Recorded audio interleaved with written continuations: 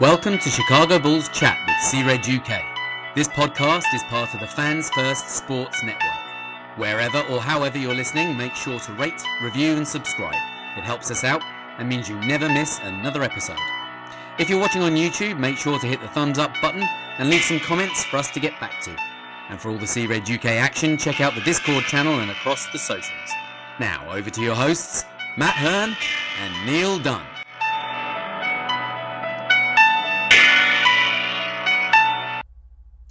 Hello and welcome back to Chicago Bulls Chat Podcast, part of C-Red UK. Just me tonight, Matt. Neil's currently working, so can't join me for this one. Just a bit of a follow-up video from last night, or this morning as it was for us, where me and Neil put out a pretty much instant reaction to the Buzelis pick, or as he's now become known, BULLzelis. When we put the video out this morning, obviously it was instant reaction. We hadn't done, well, I think myself and Neil, just like pretty much most of Bulls Nation, weren't ready for Buzelis to fall to the number 11 pick. So we weren't really prepared to talk about him. So to spend today going through different videos, draft reports, stuff like that, watching highlights of him last year from G League. And I'll be honest, I like what I see, and I'd say so do Bulls Nation, because I've just put a poll on Twitter and it is massive in favour of yes, we like the pick. Obviously, Buzelis, Chicago kid, coming back home, Lithuanian descent, and yeah, he's. There's a few worries with him, obviously, as there was with pretty much every player in the league. My big worry is why he fell from sort of top 5-6 down to the 11th pick. But obviously you get that in every draft, where there's a player that seems to get looked over and fall. There are obviously a lot of other players in this draft that have done it that were linked to Bulls. Some still haven't even been picked up, like Kyle Filipowski. So I don't think it's really something worth worrying about too much, but obviously you can ask that question, and obviously the question pretty much got asked to AK last night as well, and even he admitted that they weren't expecting him to be there. They'd obviously done the homework on him. They'd been out to LA to watch him in a private workout, and obviously they had spoken to him. They just didn't expect him to be there, as I don't think a lot of the league expected him to be there. So what are we getting in Buzelis?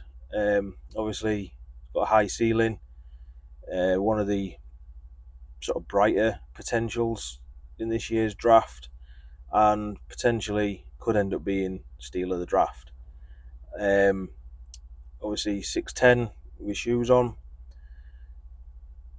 plays on the wing, and he's explosive, he's athletic. There's obviously certain parts of his game that need to be worked on, but as AK said in the presser last night, he's looking forward to doing that. And you can see that Buzelis has got a team first attitude. You know, there's some of the things that he said about he's willing to do what the coach wants him to do, and he seems very confident, and he obviously wants to be in Chicago as well. You could see when his name was announced how much it meant to him, obviously breaking his tears, and you know, just the sort of things that he was saying afterwards and stuff like that. So there are obviously, like I say, parts of his game that need work. The big one being the 3-point shot. Now, obviously, didn't shoot very well last year in the G League, but he's 19. He's going to be 20 at the start of the season. You know, once he gets in with Peter Patton and the other development staff, then you'd think that the shot will start to come. You know, if you watch any highlights of him, it is there. You know, he will take it, and he has hit some deep ones as well. I guess it's a case of putting him in the right situation and just getting him in the gym and working and working and working. I'd say something else he needs to work on, which probably will come naturally, is adding some strength. He'll quite happily go to the rim and power his way through, but when he's dribbling, the defence can stay in front of him quite easy. And he's very high centre of gravity sort of dribbler as well, and he's quite rigid. And it just kind of think to yourself, if he becomes a little bit more flexible, a bit more side to side movement, he's getting past them defenders a lot easier. And if he had that little bit of strength, that little bit of size to his frame, then he probably would find it easier. Now, obviously, you look at the positives, and well, he's 19, going on 20. We've got a lot of time to work with him, and obviously the trade for Josh Giddey, I'm quite excited to see how them two link up. Because one of the big things that Buzelis can do is he cuts. One of the big things that Giddey does is he can find the cutting players with them passes. He's also Buzelis likes to get on the end of lobs. Giddey likes to throw lobs. It seems to be a little bit of a match made in heaven. And I mean, expectations for him, even AK kind of said last night, he doesn't know what to expect just yet. I think maybe because he didn't expect to get him. So, he's probably, he doesn't know what the squad's going to look like, the roster's going to look like. And he did say in his presser that he has to, in the next week to 2 weeks, we'll see which direction basically Bulls are going in. Now, speaking to Neil today, he's quite excited by the fact that it seems to be we're going down this younger player route. Obviously drafting Giddey when we could quite easily gone for someone like Dalton Connect, who ended up going to Lakers at 17. Obviously 23, 24 years old, whatever he is. Our 23, 24-year-olds, Kobe, Ayo, they've got 4 or going into 4 and year 4 and year 6, in the NBA. Dalton Connect can look brilliant in college playing against 17, 18-year-olds as a 23, 24-year-old. So, I'm not too mad at the fact that we passed up on somebody like Dalton Connect. Obviously, we weren't the only team. And, I'm not saying that he isn't going to work in the NBA, but I just like the fact that with someone like Buzelis, we've got somebody that we can work with. You can possibly change certain parts of his game. You can grow certain parts of his game. And I think he's willing to learn. And he's got this young core now around him. Obviously, Josh Giddey at 21, Dylan Terry that just turns 21 soon, or 22 soon, should I say. Julian Phillips is still 20 years old. Like I say, Kobe Ayo at 23, 24. P. Will if he comes back. So that young core is there, and I think it's quite exciting, to be fair. You're not going to expect much success out of them, but if we can develop Buzelis in particular over the next 2 to 3 years, then we could end up having a legit, I'm not going to say all-star, but fringe all-star player with him. Add Josh Giddey into that, who people think can be a fringe all-star. It's going to be tough next season, but you've got to look past that and hope that this is going to work, whatever this is that they're doing. There's constantly different rumours coming out. There's one that's just come out that Bulls are looking to move Vooch. I dare them to do it. I'd love to see that happen. But obviously, went into AK's presser last night. Obviously, he was asked about Buzelis, and he said that he obviously didn't expect him to be there, but he does like him. Obviously, there's that whole Lithuanian thing between them and stuff like that. And basically, he's happy that he got him. He was obviously also asked about Josh Giddey and the whole trade. He says it's a fair deal for both teams. Both teams got what they want. OKC got that piece that they think can help them push further on. Bulls got the piece that they want. His description of Giddey is that he's a player that makes other players around him better, which is Josh Giddey's own example of himself. And he's got obviously elite playmaking, decent rebounding. He classed it as elite size, and he said that's the way that the league's going, which is another part of the reason why he's happy to get Buzelis, because between him and P. Will, they can switch and stuff like that. So obviously AK was determined to get Giddey by the sounds of it, and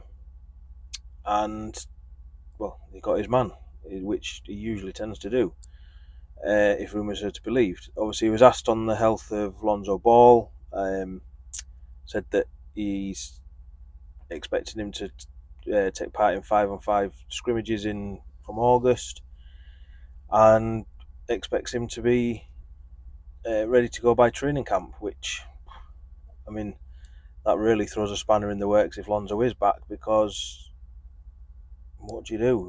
Which is something that we've all spoke about for a long time now. I'm not particularly too keen on him coming back, but obviously I see the point of him if he does come back. So he was asked about the health of Zach. He said, he's cleared for everything now, which obviously whether or not he's at training camp's a different thing. We'll find that out in the next week or two, I'm sure. And then the worrying one for me was when he was asked about P. Will, and he said he's still not cleared.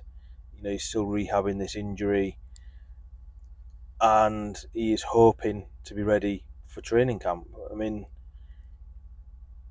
that's a worry, because P. Will's one of them players that he needs to be in the gym. He needs to be working. These empty gym workouts that people hate seeing, but still like the videos. Playing in the pro runs and stuff like that to get his fitness back up, to work on the fundamentals of his game. And if he's not ready by training camp, that's a long time that he's missed. And when we've just put him out his qualifying offer, do you want to be spending possibly 20 to 25 million, which is the rumoured sort of figures, on a player that we don't know what he is, we don't even know how healthy he is?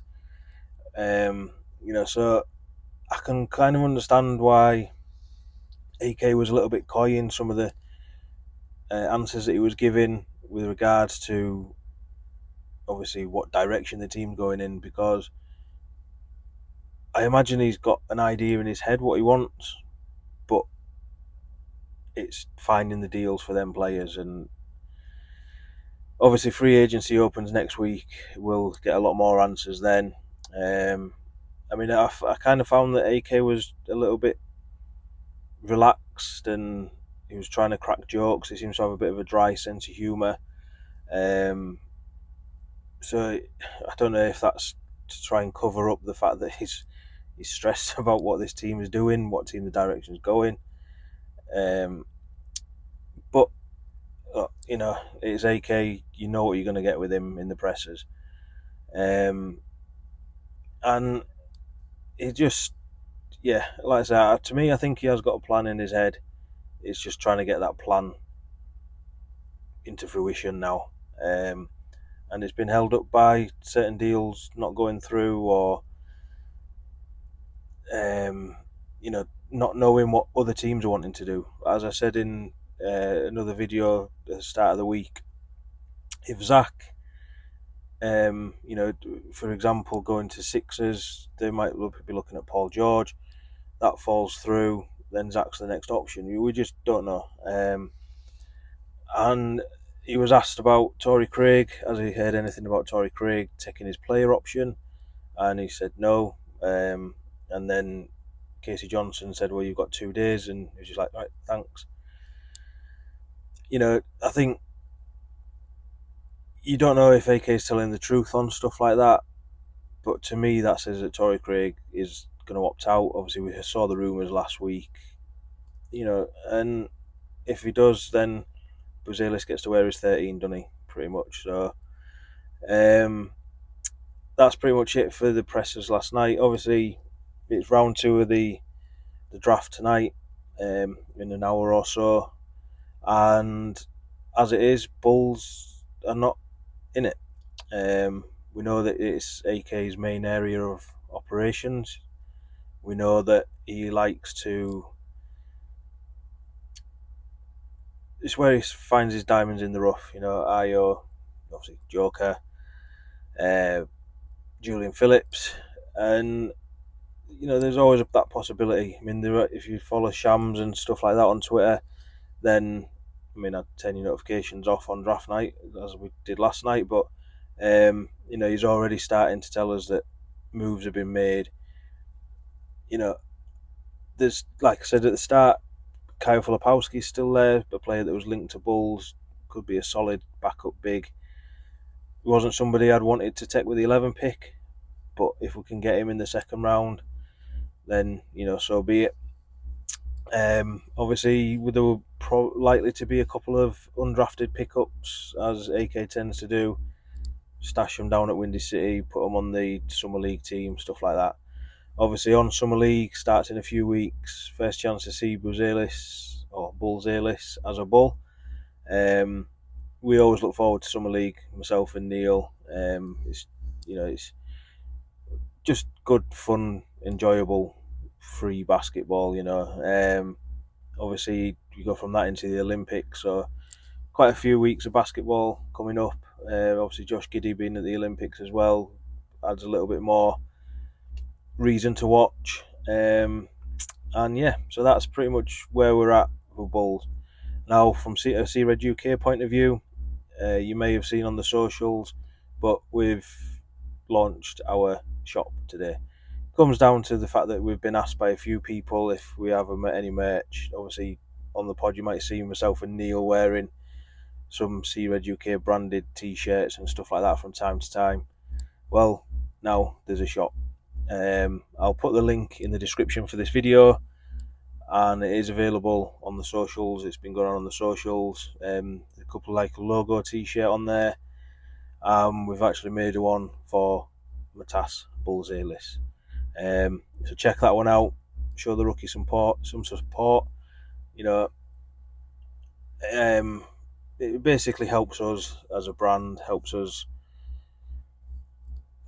do the podcast, basically, showing that the support and stuff like that, it does mean a lot to us. So if you do go on there, check it out. If you do end up buying something, let us know where you are, send us a photo, see how far we can get the brand going, the podcast to reach, stuff like that.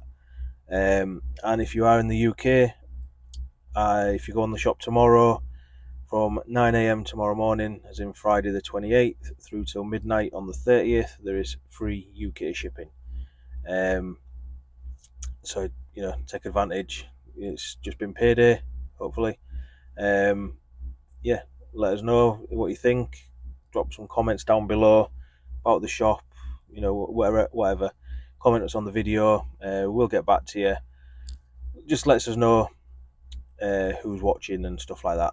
So that's it for now. Just a quick one to sort of recap last night, keep us ahead of the game, ahead of free agency opening. If there's any big news from round 2 tonight, I'm sure myself or Neil will probably try and drop a video tomorrow and cover that. But if not, we'll be back next week when free agency's opened, and I'm pretty sure we'll have something exciting, depressing, who knows. We'll have something to talk about. At the end of the day, it's Chicago Bulls. It's going to be one way or the other. So thanks for watching, and as always, I've been Matt. You can find me on Twitter at MattCRedUK, and you can find C-Red UK on all the socials at C-Red UK. Don't forget to subscribe, like the video, and help the channel grow.